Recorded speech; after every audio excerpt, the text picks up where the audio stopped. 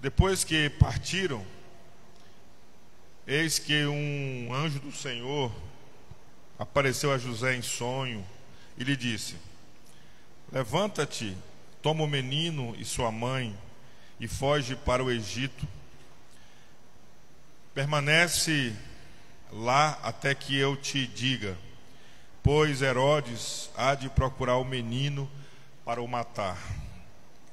José se levantou, tomou o menino e sua mãe durante a noite e partiu para o Egito. E esteve lá até a morte de Herodes. E assim se cumpriu o que o Senhor tinha dito através do profeta: do Egito chamei o meu filho. Amém? Amém. Senhor Deus, nós pedimos que o Senhor venha estar falando ao nosso coração nessa hora. Que o Senhor venha dar entendimento à Tua palavra. Que o Senhor traga conforto a cada ouvinte da Tua palavra. Pai, usa-me, Senhor, como instrumento da Tua palavra. Senhor Deus, glorifica o Teu nome através da minha vida, Senhor. E me esconde atrás da cruz de Cristo. Que apareça Jesus, que apareça o Teu nome nesse lugar ainda mais. E realiza toda a obra que o Senhor quer realizar em cada coração, em nome do Senhor mesmo. Amém. Obrigado, irmãos. Pode se sentar. Glória a Deus. Eu quero falar sobre o tema hoje: o plano de Deus e o desconforto humano. O plano de Deus e o desconforto humano.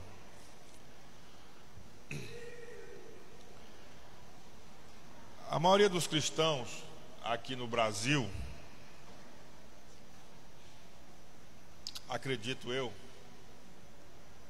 ficar desapontado com o desfecho que teve as últimas eleições nesse ano de 2022.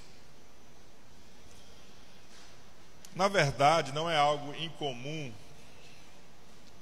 que durante a nossa vida nessa terra nós passemos por frustrações e decepções.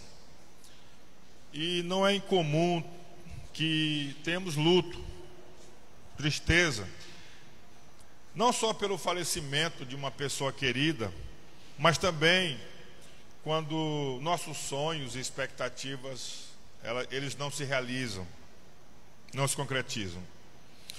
E nesse texto que nós lemos, no capítulo 2 de Mateus, nós podemos aprender algumas coisas úteis, que podem ser úteis para nossas vidas, nesses dias, nos dias de frustração, nesses dias de tristeza ou de expectativas não realizadas. Não só por causa de uma eleição presidencial, do governo, mas por qualquer outra razão que a gente tenha experiências semelhantes. E uma primeira lição que nós aprendemos aqui, lendo e meditando nesse texto de Mateus 2, 13 a 15, é que Deus trabalha além do nosso desejo ou expectativa de segurança e conforto. No versículo 13, depois que partiram, um anjo do Senhor apareceu a José em sonho e disse-lhe: levanta-te. Veja bem, José estava dormindo, ele estava deitado, talvez muito cansado, mas o anjo em sonho aparece a ele e diz: levanta-te, levante-se. Ou seja, saia da sua cama, saia do seu conforto. Continua o versículo: tome o menino e sua mãe e fuja. Então, olha só que desconforto. Dormindo à noite na sua cama, tem um sonho impressionante, um anjo aparece, fala com ele e diz para ele: pegue aí a sua família, a mãe do menino e o menino, e fuja de noite, no escuro. Fuja, ou seja, saia logo, corra, vá depressa, não demore. Que situação. Provavelmente não teve tempo de organizar nada, fazer uma mala. Saiu à noite, rapidamente, porque essa foi a ordem que ele recebeu do anjo. E fuja para onde? Diz o versículo, para o Egito.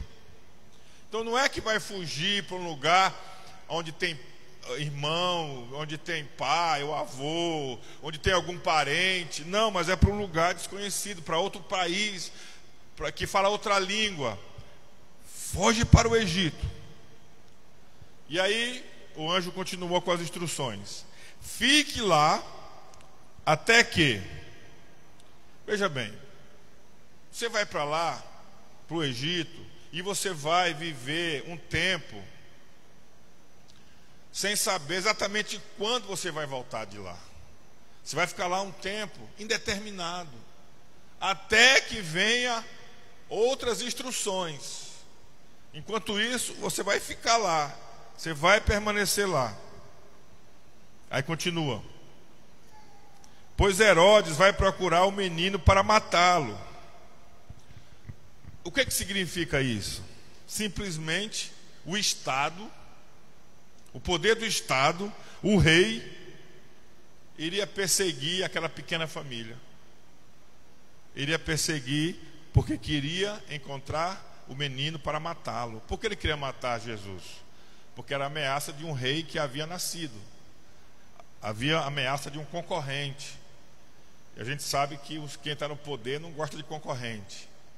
Então ele não queria concorrência com ninguém, nem com o menino. Provavelmente ele estava pensando na sua dinastia futura, nem mesmo nele, mas talvez no futuro. Então, queridos, nós vemos claramente e aprendemos que a segurança e o conforto não são a prova maior que somos abençoados por Deus. Não é tudo ir bem em nossa vida, não é tudo dar certo para nós, que automaticamente isso significa que nós somos abençoados por Deus.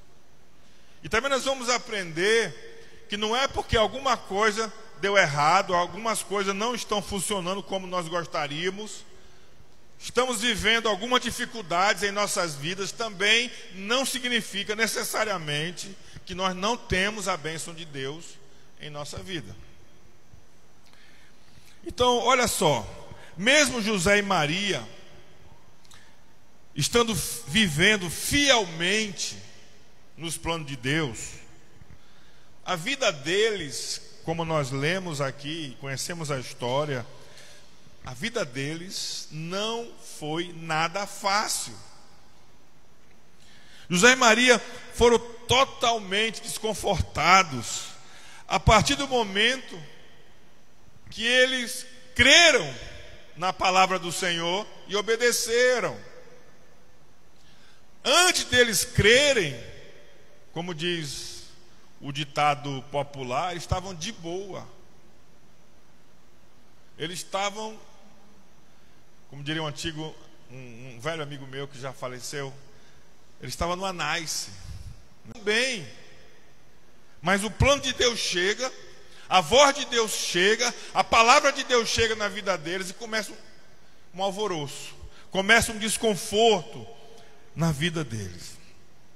É interessante, irmãos, que foi o anjo da parte de Deus, lá em Lucas capítulo 1, que apareceu para Maria, trazendo para ela o plano de Deus, que ela ficaria grávida do menino Jesus, né? Dizendo assim: salve a agraciada. Estava dizendo assim: ó, você Maria é abençoada, você Maria é favorecida, você Maria foi escolhida, você é muito abençoada.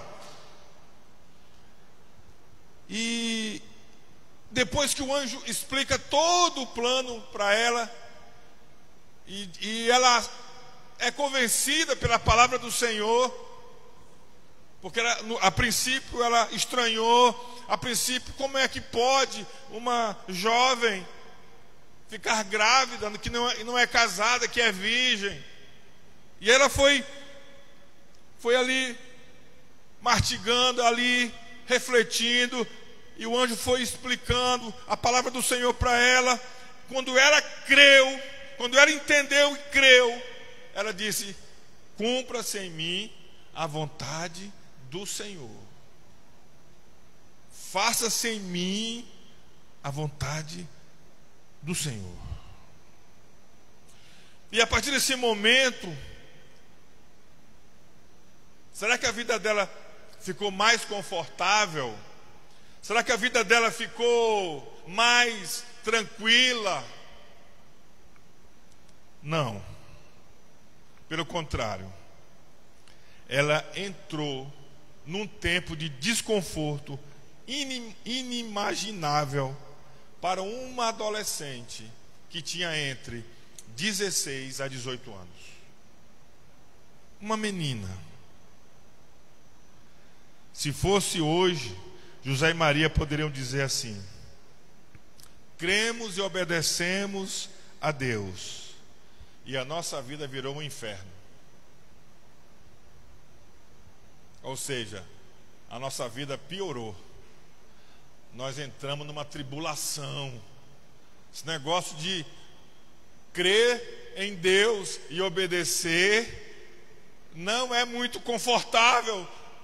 Nós estamos agora passando por situação que nunca imaginávamos. Estamos sofrendo perseguição, estamos correndo de um lado para o outro, fugindo, saindo de casa à noite, às pressas. Queridos, quando já ouviu a frase: quanto mais eu rezo, mais assombração aparece? Não tem essa frase, esse ditado? E quem já ouviu assim de uma pessoa que entrou para a igreja e ele diz assim: depois que eu virei crente, a minha vida piorou? Já ouviu isso? Eu já. Então, a gente imagina que quando a gente abraça a vontade de Deus, nós pensamos que vem conforto, nós pensamos que tudo vai dar certo, mil maravilhas, e nem sempre é assim, queridos. É o exemplo que nós vemos aqui com a vida de José e Maria. E nós temos que compreender que Deus trabalha além de nossos desejos e expectativa de conforto. Pois, segundo, Deus é soberano. Ele tem o controle sobre todas as coisas no universo e em nossas vidas. Mesmo quando estamos no desconforto, Deus continua reinando. Você pode dizer glória a Deus? Deus não é surpreendido em nenhuma circunstância ruim que aconteça no universo ou em nossas vidas. Deus não é pego de surpresa. Ele não é surpreendido em nada que aconteça em qualquer lugar. Veja aqui no versículo 13, na parte B. Em sonho, José escuta o anjo dizer: levante-se, tome o menino e sua mãe e fuja para o Egito. Fique lá até que eu lhe diga. É como se Deus estivesse dizendo através do anjo: vai ter desconforto, vai ter uma fuga às pressas, vai para outra nação, para outro país, para outro lugar, mas fique tranquilo. Se é que isso fosse possível. Talvez confie, acredite. Mesmo no desconforto, eu tenho direção, eu tenho uma palavra para a sua vida. Você pode dizer glória a Deus? Observemos nesse texto que Deus, através do anjo, avisou Maria que era uma virgem, que ela seria a mãe de um menino, que é Jesus, o Salvador, o Deus conosco. Também avisou a José em sonhos que ele deveria receber Maria como esposa, que Maria não era adúltera, mas que o menino que havia no seu ventre era uma obra do Espírito Santo, e portanto ele deveria se casar com ela. E ele avisou então para que José pegasse a mãe e o menino, depois que eles haviam nascido, que o menino havia nascido, e ir para o Egito, porque Herodes viria para tentar matá-lo. O que nós vemos, irmãos? Em todo o processo, Deus estava no comando. Em todo o processo, Deus estava orientando, Deus estava dizendo o que ia acontecer, o que deveria fazer. Deus estava soberanamente com os seus filhos, com José, Maria e com o menino. Deus estava no comando, mesmo no desconforto. Nada fugiu ou foge do controle de Deus. Isso quer dizer que nenhuma circunstância pega ele desprevenido ou desavisado, como já falei. Nada surpreende Deus. Então escute bem, se alguma coisa no mundo e em nossa vida não está exatamente como deveria, como nós gostaríamos que estivesse, saiba que Deus a tem permitido e sabia de tudo que ocorreria, e que nada que está acontecendo conosco é surpresa para Ele, pois Ele continua reinando soberano, e seus planos para o Brasil, para a minha vida e para a sua vida não foram e nem podem ser frustrados. Você pode dizer glória a Deus? Digo hoje para você que, como Maria já disse ao Senhor, eu creio em sua palavra, em sua palavra, cumpra em mim o teu querer. Isso Maria disse ao Senhor. Que mesmo nesse desconforto que você está vivendo, ou possa estar vivendo em sua vida, que Ele reina e que Ele cuida de cada detalhe do universo, e Ele também cuida de cada detalhe da sua vida. Jesus diz que até mesmo um fio de cabelo que cai da nossa cabeça, o Senhor sabe quantos fios caíram e quantos fios permanecem em nossa cabeça. Deus vê e olha para a nossa vida nos mínimos detalhes. Você pode dizer glória a Deus? Mesmo que agora você viva um desconforto, mesmo que agora você viva uma situação desagradável, mas Deus está no comando. Deus tem um plano para a sua vida, como Ele cumpriu na vida de Maria e de José. Você pode dizer glória a Deus? Aleluia. Louvado seja o nome do Senhor Jesus. Então, queridos, eles estavam lá no Egito. Chegou um dia que Deus mandou a palavra: agora vocês podem voltar, porque o inimigo não existe mais, porque o inimigo já passou.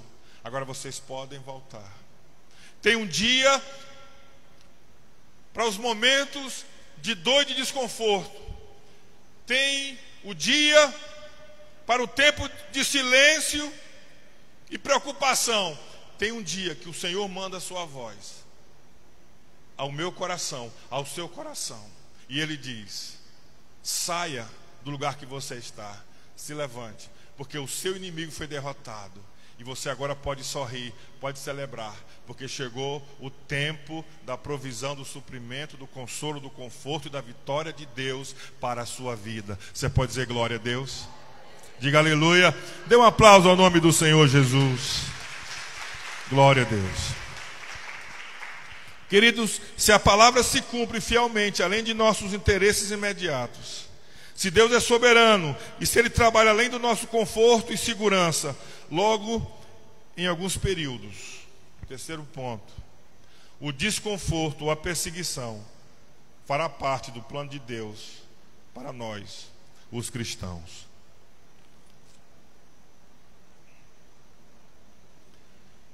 Isso nós não queremos.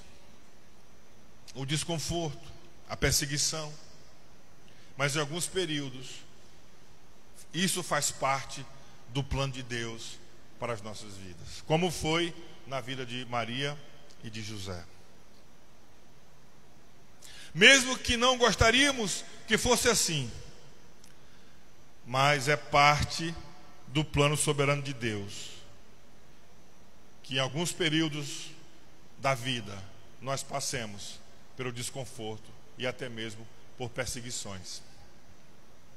Versículo 14 e 15 diz assim: então ele se levantou, tomou o menino e sua mãe durante a noite e partiu para o Egito, onde ficou até a morte de Herodes. E assim se cumpriu o que o Senhor tinha dito pelo profeta: do Egito chamei o meu filho. Como já vimos, Deus revelou o seu plano para a vida de José e Maria, para que em seguida tudo fosse confortável. Foi assim? Quando Deus revelou o seu plano, tudo ficou confortável para José e Maria? Foi assim? Sim ou não? Sim ou não? Quem está prestando atenção? Sim ou não? Diga não. Estou contando aqui as dificuldades de José e Maria. Então não foi assim, não foi, tudo não ficou confortável. Tudo não ficou às mil maravilhas, não. Eles foram virados ao avesso. Eles foram colocados de cabeça para baixo. Eles, como diz esses versículos, tiveram que deixar tudo para trás. Não tiveram tempo de pegar nada, praticamente, a não ser as roupas do corpo. Saíram às pressas. Não organizaram nada para trás. De forma desconfortável, fugiram para o Egito. E era para livrar não somente a vida deles, mas principalmente a vida do menino Jesus, da perseguição e da morte. Quando eles receberam a palavra do Senhor através do anjo, e quando eles se dispuseram a obedecer, eles tiveram que passar por um esforço. Eles tiveram que enfrentar o desconforto, as dificuldades. E somente assim eles poderiam viver o plano de Deus.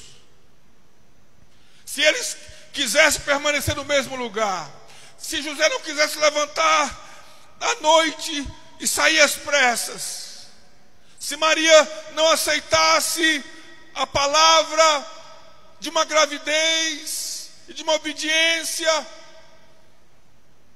talvez, com certeza, melhor dizendo, Deus não poderia usá-los. Eles não estariam vivendo o plano de Deus. O plano de Deus os levou ao desconforto. O plano de Deus os levou a serem perseguidos, a arriscarem as suas próprias vidas. Isso deixa evidente que Deus não está conosco apenas quando estamos confortáveis. Necessariamente não significa que o conforto que estamos vivendo seja aquilo que Deus quer para nós. Mas Ele está conosco em todos os momentos, inclusive no desconforto. E mais que isso, nós vamos aprender que Deus não apenas está conosco no desconforto, mas que muitas e muitas vezes Deus mesmo nos leva. Ele não só permite, mas Ele mesmo nos empurra, Ele mesmo nos leva, nos conduz para o desconforto em nossas vidas. No capítulo 4 de Mateus, no versículo 1, diz o texto: então Jesus foi levado pelo Espírito. Quem levou Jesus? Vamos tentar de novo. Eu vou ler. Mateus 4:1. Então Jesus foi levado pelo Espírito ao deserto. Quem foi que levou Jesus? O Espírito. Para que lugar? para o deserto. Não foi para um lugar cheio de árvores de sombra, foi para o deserto. Para ser tentado pelo diabo. O Espírito levou Jesus para o deserto para que ele fosse o quê?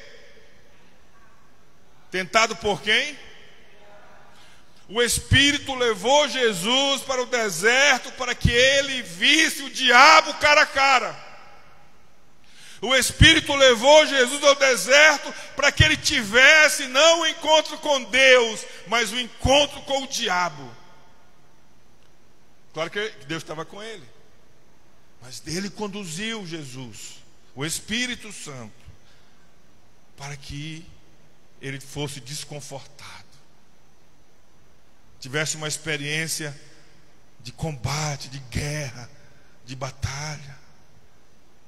Queridos, é certo que muitas vezes o caso não é simplesmente que Deus está conosco nos tempos difíceis, mas que Ele mesmo nos conduziu a esse tempo difícil, que Ele mesmo nos levou ao desconforto.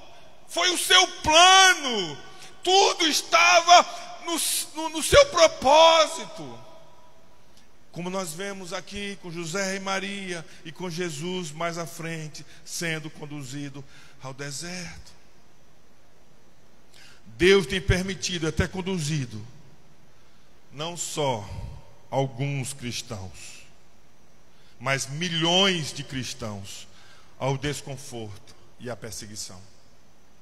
Não é 100, 1000, 1 milhão, mas 360 milhões de cristãos, nesse exato momento, estão debaixo de desconforto e de perseguição, segundo relatório da missão Portas Abertas.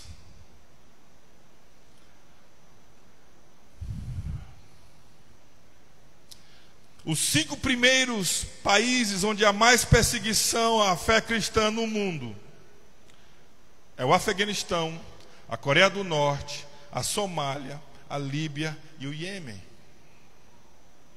Desses 50 países que são os mais perseguidos no mundo, 7 deles estão na Copa.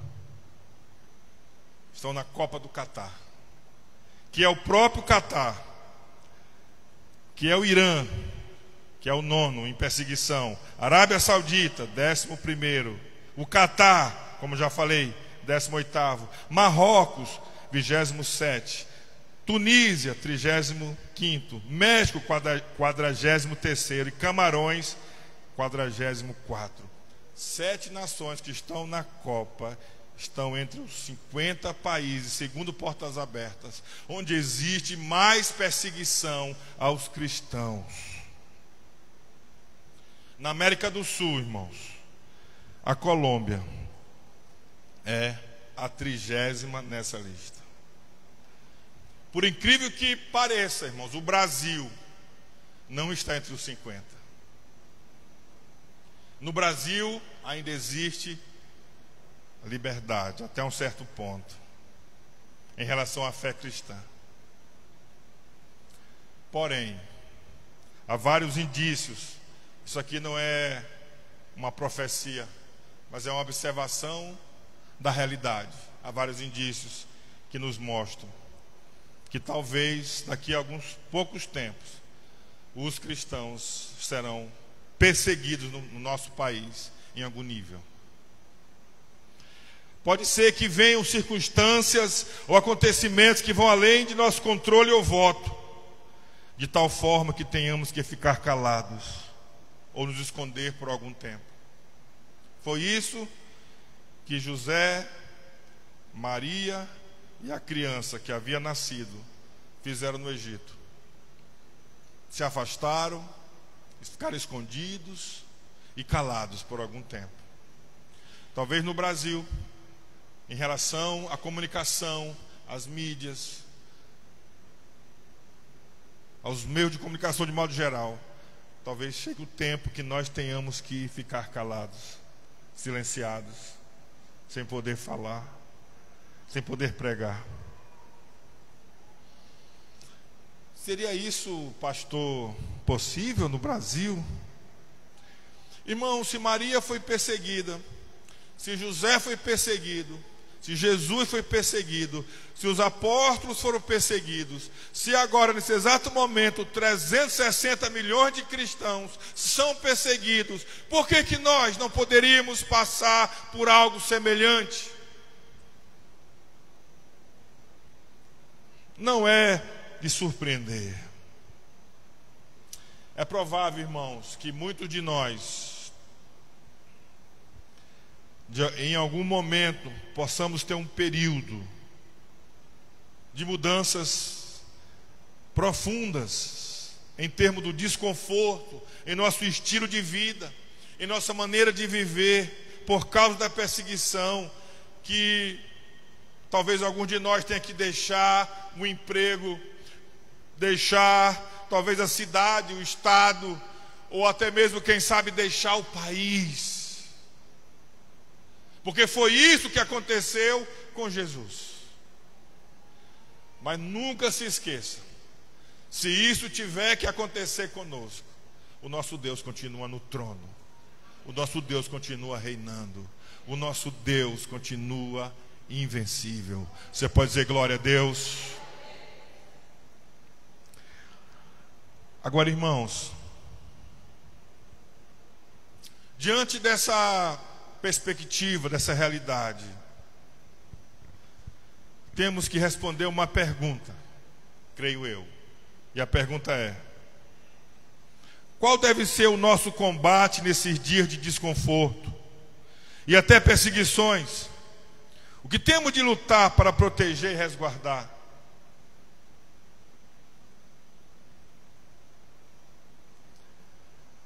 E eu quero dizer para você, baseado nesse texto de Mateus capítulo 2, o que nós temos que resguardar, irmãos, e proteger é a palavra que nós recebemos de Deus em Cristo Jesus, e que nós cremos e que nós obedecemos.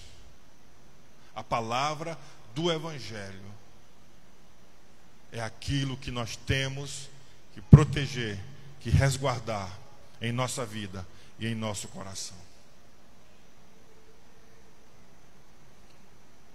Queridos, o que o mundo, o poder político, quis fazer contra José e Maria através de Herodes? Qual era o plano do império desse mundo? O que eles queriam fazer com Jesus? Fazer com José e Maria? Destruir a fé deles, roubar-lhes a promessa de Deus. Eles queriam matar o menino Jesus. Esse era o plano de Herodes.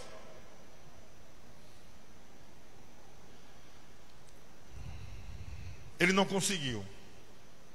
Mas naqueles dias morreram milhares de crianças em Belém, ou centenas. Todas as crianças de 0 a 2 anos, ele mandou passar a espada de forma cruel, para que entre os que haviam nessa idade, que ele sabia que era a idade de Jesus, Jesus pudesse ser incluído entre esses. E aí ele mandou matar cruelmente todas as crianças de 0 a 2 anos. Nesse desconforto e perseguição, qual era a principal tarefa de José e Maria? Era proteger suas finanças. O anjo falou: sai agora, de madrugada, à noite. Não se preocupe com as suas finanças, com seus recursos. Saia agora, corra agora, às pressas. Então não deveria proteger as finanças, proteger seus bens. Não leve nada, sai agora, deixe para trás. Proteger suas próprias vidas? Não, também não. Não era o caso. Eles deveriam fazer, era proteger a vida do menino Jesus. Era isso que eles tinham que fazer. No desconforto, na perseguição, manter vivo o menino Jesus, seguir as instruções de Deus, ir para o Egito, correr de madrugada, ficar em silêncio, ficar em oculto, ninguém saber, ninguém conhecer, calado, até o momento que Deus dissesse a eles: volte, porque o inimigo foi vencido, que não existe mais, o inimigo morreu, vocês podem voltar. Queridos, qual é a principal tarefa que nós temos hoje? Desde o início, o mundo e os poderes espirituais querem destruir a nossa fé em Jesus, antes mesmo que nós a conhecêssemos. Ali no início, o inimigo quis acabar com o plano de Deus através do rei Herodes.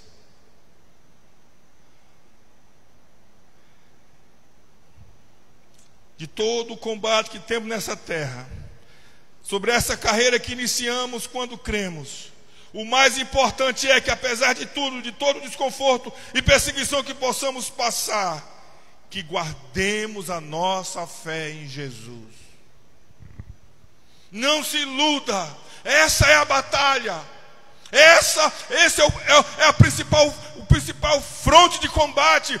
Isso é o principal do universo, da história, da humanidade. Guardar a nossa fé em Jesus. Aquilo, irmãos, que é mais poderoso para mudar pessoas, para mudar cidades, nações e países. Não é a política, não é o poder, não é a riqueza, mas é o nome do Senhor Jesus. É Deus revelando o seu propósito ao coração do homem e da mulher através do seu Filho Jesus Cristo. Você pode dizer glória a Deus?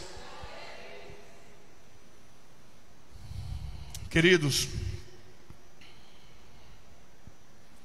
Paulo apóstolo, ele disse: combati o bom combate, terminei a corrida e guardei a fé.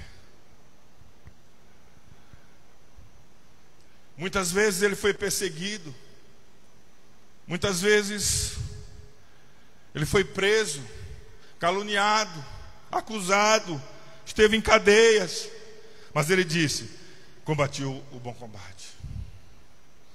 E aí Deus já tinha mostrado para ele que estava chegando o fim da sua vida. E ele disse a Timóteo: terminei a corrida. Estive combatendo o tempo todo até o fim. E agora eu terminei a corrida. Mas eu guardei a minha fé. Eu guardei a minha fé. Nada tirou a minha fé no Senhor. Nada roubou a minha fé no Senhor. Nada esfriou a minha fé no Senhor. Nada destruiu a minha fé no Senhor. Eu guardei no meu coração a minha fé. E o que resta a mim e a você, querido, a despeito de perseguição, de desconforto, é que guardemos em nosso coração a fé no Evangelho, a fé em nosso Senhor e Salvador Jesus Cristo, que nasceu da Virgem Maria, que viveu nessa terra, que derramou seu sangue inocente na cruz do Calvário, que pode perdoar os nossos pecados e que voltará para buscar o seu povo e a sua igreja. Basta a mim, cabe a mim e a você guardar a fé em nosso Senhor Jesus Cristo. Ele é a nossa esperança. Você pode dizer glória a Deus? Isso aqui resta de principal para que façamos. Não quer dizer que nós não podemos fazer qualquer outra coisa, mas quer dizer que essa é a coisa principal. E talvez surja mais uma pergunta para nós concluirmos nessa noite. E quanto a nós? Quem vai nos proteger dos dias de trevas e escuridão? Os dias de perseguição? Quem? Seria o presidente da República? Algum juiz? As leis dos homens? As riquezas que podemos adquirir? Será que essas coisas pode nos guardar, nos proteger, nos dar segurança. Não. Mas é o próprio Cristo que vai nos guardar. Como nós cantamos ainda há pouco, castelo forte é o nosso Deus. Por mais que o inimigo tenha planos vis e tente nos acusar e nos destruir, Deus por nós está. Ele luta por nós. Você pode dizer glória a Deus? Queridos, quando Paulo viajava na estrada de Damasco, Saulo de Tarso, e ele perseguia a igreja, os cristãos, de maneira ferrenha, poderosa, no caminho aparece a ele uma luz, e uma voz fala com ele: Saulo, Saulo, por que você me persegue? Jesus se levantou para proteger a sua igreja. Jesus se levantou para guardar o seu povo. Quem nos protegerá? O próprio Senhor Jesus, o próprio Filho de Deus. Queridos, se além de um governo indesejável, uma doença, o desemprego, a perseguição chegar a nós, a mim e a você, o que diremos? O que você dirá? O que você fará? Que Deus nos dê graça e poder, para que quando vier o desconforto e a perseguição, cada um de nós possa perseverar de forma obediente à palavra do Senhor, como José e Maria. Que a cada dia nós confiemos no cuidado soberano de Deus, e finalmente, nos momentos mais difíceis e desconfortáveis, nós possamos dizer, como aqueles 3 jovens da Babilônia, chamados Sadraque, Mesaque e Abidnego, quando o rei disse: vocês se prostrem diante da minha estátua e adorem. E eles levantaram a voz e disseram: não precisamos defender-nos diante de ti. Quem nos defende é Deus, eles queriam dizer. Não precisamos levantar uma defesa diante de ti. E eles continuaram: e se formos atirados na fornalha em chamas? O que é a fornalha? Desconforto. O que é a fornalha? Perda, dor. Eles disseram: se nós tivermos que passar por isso, de entrar nessas chamas, de entrarmos nesse lugar de provação, o Deus a quem prestamos culto pode livrar-nos. E eles estavam dizendo, e essa é a primeira opção: Deus nos livrará das suas mãos. É Deus que vai nos guardar, é Deus que vai nos sustentar, é Deus que vai nos proteger. Mas eles concluíram: mas se Ele não nos livrar, se não for a vontade dEle nos livrar, saiba, ó Rei, que não prestaremos culto aos seus deuses, nem adoraremos a imagem de ouro que mandastes erguer. Ele estava dizendo: continuaremos fiéis a Deus, mesmo na fornalha, mesmo no desconforto. Nós vamos guardar nossa fé nele. Daniel capítulo 3, versículo 16 ao 18.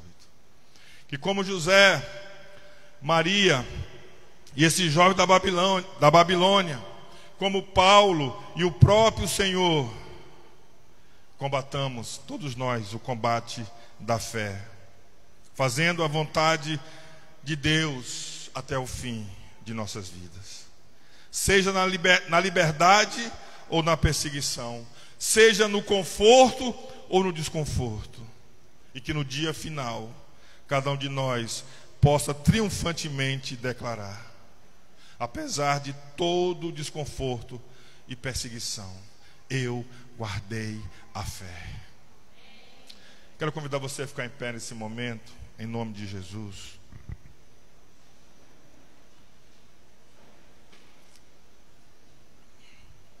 A palavra de Deus diz: lançai sobre Ele toda a vossa ansiedade, porque Ele tem cuidado de vós. Ele tem cuidado de vós. Vamos fazer um momento de oração. Curve sua cabeça, feche seus olhos.